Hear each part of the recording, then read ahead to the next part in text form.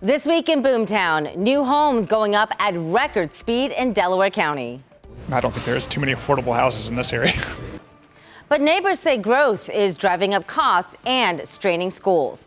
Plus, from the classroom to the construction site, Columbus students are trading textbooks for tool belts. See how they're helping build affordable housing right here in Columbus. And it's a small city with a big crowd. Sunberry's population nearly doubles for a night. We'll take you inside the festival that's bringing thousands together and just won't stop growing. Central Ohio is booming. We all see it and we all can feel it. So here's what we uncovered this week in Boomtown.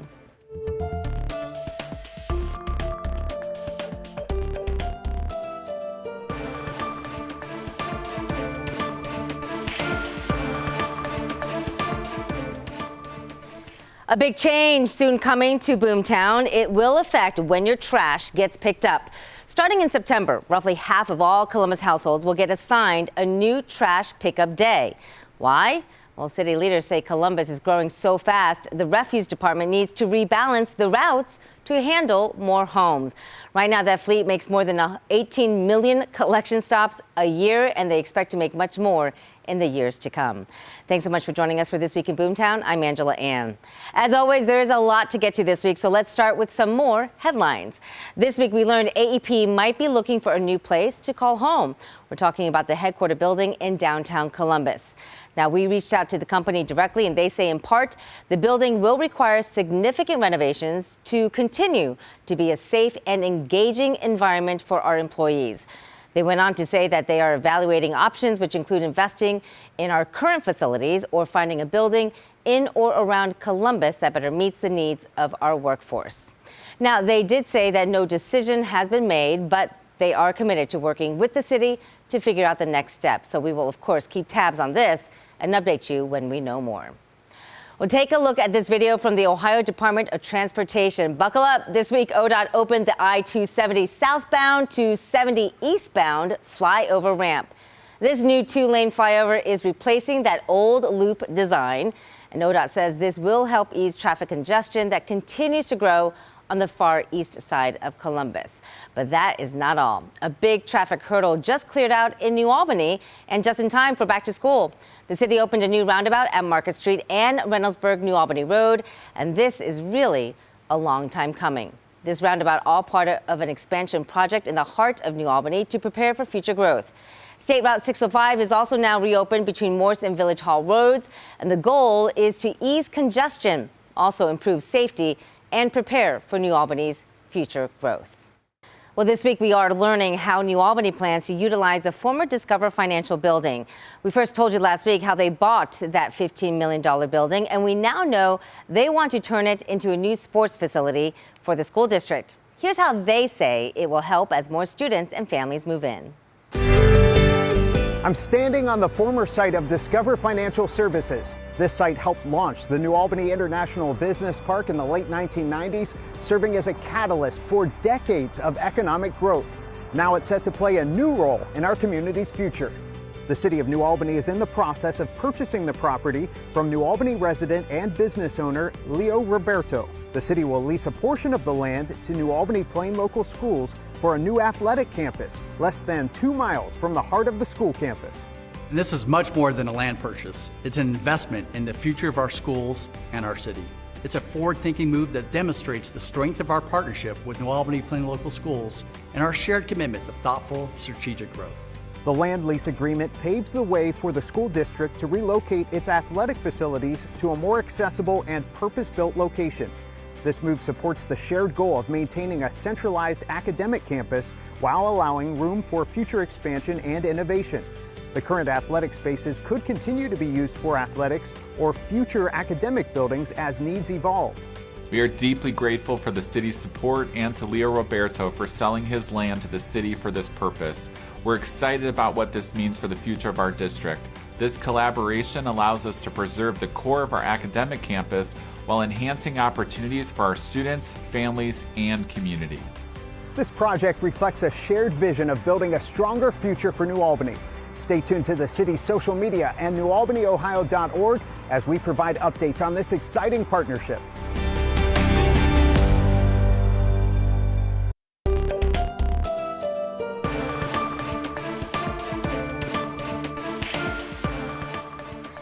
Well, this week, Central Ohio learned one of its key architects behind the region's explosive growth is stepping away.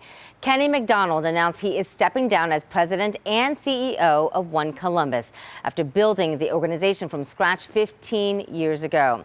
Now, back then, the region was really struggling to add jobs. Today, Columbus is a national powerhouse, consistently ranked among the top 10 metros for business expansion. This is a huge part of why this show, Boomtown, exists. Now, under his leadership, One Columbus helped land more than 800 projects, with companies pledging 80,000 jobs in the region and nearly $50 billion in investment. Kenny McDonald didn't just recruit businesses, he built partnerships across all 11 Central Ohio counties, showing how this growing region could compete at the highest level. Now, Kenny McDonald made several appearances as a guest right here on this show to talk about Central Ohio's growth and the role Columbus plays on a national stage. Here's what he had to say back in April. We're constantly working with these employers. I will say, though, that it's a sign of the times. The world is moving quicker than ever.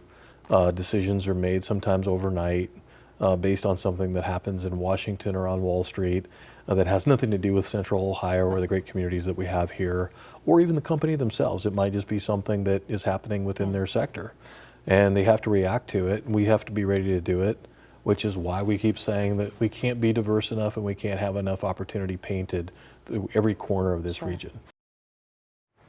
Well, he calls this move the right time to step aside, certainly some big shoes to fill. But as Kenny prepares to pass the torch on September 1st, he offered this piece of advice to all leaders in the business of Boomtown, saying, quote, embrace long-range thinking and take decisive action in the short term. Please remember that a full-time job with benefits is the best community program ever created. The risks taken by the private sector drive the economy, and the whole community must work together so that opportunities can be realized by everyone, end quote. Well, Kenny McDonald certainly had a hand in Andreel choosing Central Ohio to build its Arsenal One defense facility. And this week, we learned it is now going to be one of Ohio State Athletics' new official sponsors. So the major defense contractor is now stepping onto the field with the Buckeyes. Can I get an OH? Well, the California-based company is already building one of the largest advanced manufacturing facilities in the country, and right here in Pickaway County. It's expected to create more than 4,000 jobs and said to be the largest single job creator in state history. Andreel's senior vice president of strategy says being close to a school like Ohio State will help with future recruitment. One of the key things that stood out to us about not just Ohio, but Pickaway and the parcel of land just south of Rickenbacker was the density of talent that exists around us, about an hour's drive. The intermodal hub that exists around Rickenbacker, our ability to move people and product in and out swiftly, and frankly our ability to have a set of partners from the state to the local level that want to move as fast as we do. Well, we also had a chance this week to speak with representatives from Ohio State. Here's what they said about the new sponsorship and what it means for the future of the largest university in Boomtown. We're really fortunate. We have a lot of really good corporate partners. There's just great support for Ohio State athletics in Columbus, around the state of Ohio, and really nationally. And so the way these partnerships work is we have a central partnership with Learfield, and then together with Learfield, Ohio State Sports Properties is what we call that. We're able to cultivate these corporate partnerships. We're super excited that Andreel is going to be one of the corporate partners. You're going to see signage at the shoe. You're going to see signage elsewhere around the athletics campus, the Shot, and other places. And what it allows us to do is continue to maintain 36 sports, a growing number of scholarships, more than 90 new scholarships this year, about 1,000 student athletes. We revenue share now with student athletes in 4 sports. That's part of the House settlement. And we do all of that without any student fees, any tuition dollars, any taxpayer dollars. The Department of Athletics is completely self-supporting, and they do that through ticket sales, through corporate partnerships. And so partnerships like these are a really important part of that. And we're thrilled that they're on board, and you'll see signage going up, and the partnership we think will continue to grow in the coming years.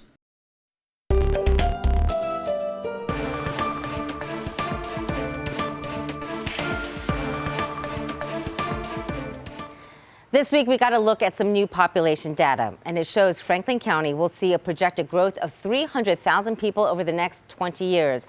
Delaware County is the other big gainer with more than 122,000 new residents by the year 2045. 10 TV reporter Kevin Landers took a closer look at this week at projects geared toward handling the county's future growth.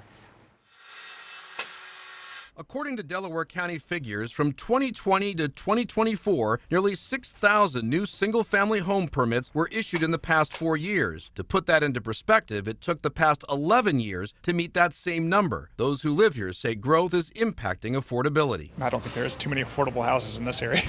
Yeah, we got in, I think, right before the prices went totally crazy.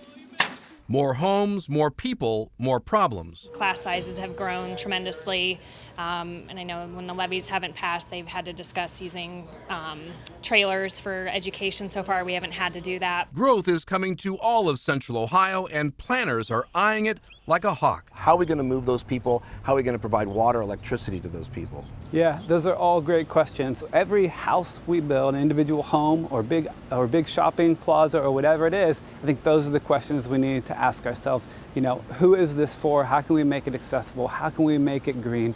How can we make it affordable? This population resource hub created by the Mid-Ohio Planning Commission shows that by 2045, Delaware County will see a population increase of 85%, or 180,000 new people. Franklin County's population will grow 26% by 2045, with a population boom of 340,000. We have been underbuilding for decades. Add more people to the mix, and traffic becomes an issue. This map shows 16 road projects underway in Delaware County to be completed between now and 2027 to ease congestion. They involve new roundabouts, road widening projects, and a new bridge.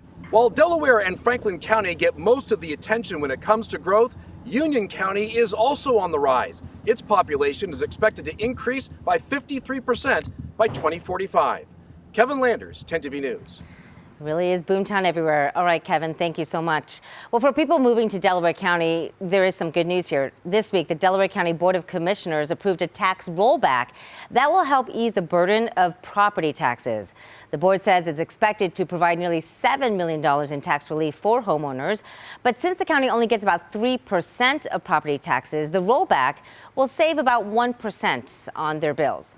A commissioner explained to us why they voted to pass this rollback for a fourth year in a row.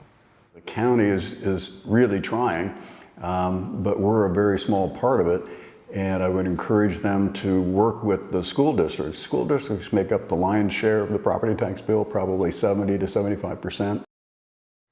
Commissioners say they plan to continue looking at ways to offer more rollbacks, but they also admit something needs to change on a state level. And that's something the governor is spearheading with a new task force to find real solutions by the end of September. Well, if you watch this show often, you'll know one of Boomtown's biggest challenges is affordable housing. Well, now some high school students are pitching in to help ease that burden. 10 TV's Catherine Simon shows us how these teens are learning trade skills firsthand while also helping a local family achieve home ownership. For the next several months, this now empty lot will serve as a classroom for a group of Columbus high schoolers. I'll forever get to say I built the house at 17 years old.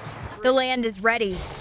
Now, construction students at Fort Hays Career Center can get to work. I'm excited to really take what I learned in the books and put it out in the real world, because you know it's different. The students will spend about 8 months building a home with Habitat for Humanity. Habitat for Humanity has a very unique model where we're positioned to engage young people and people returning to the workforce or people wanting to make a career shift. We can engage them to get hands-on job training and workforce experience. They'll get real experience in their trades while creating an opportunity for a Columbus family during a time when affordable housing is hard to come by. Ultimately, this is going to be a beautiful new home for one of our neighbors, an opportunity for them to build generational wealth, have a safe, decent, affordable place to live. A mother with her 2 children and one on the way are set to buy the home after the student's work is complete. Growing up the way I did, or growing up for the things I've seen, being able to be that helping hand that we didn't have, or I didn't have growing up, it's absolutely beautiful. Once the home here is complete, the students' work isn't done. Fort Hayes and Habitat for Humanity have another project in the works. Construction on the next home is set to begin in 2026.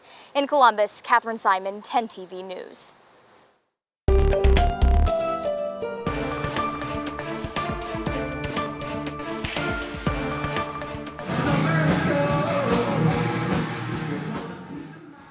Finally, we leave you with this. It's a city with a small town feel, drawing thousands for a big end of summer party. It looks like fun. And we're talking about Sunberry's Sizzle and Sounds. It's back and bigger than ever. For organizers and residents, this is more than just a day of fun. It's really a telltale sign of a booming interest in what this city has to offer. We spent the day in downtown Sunberry to hear how this area has really grown.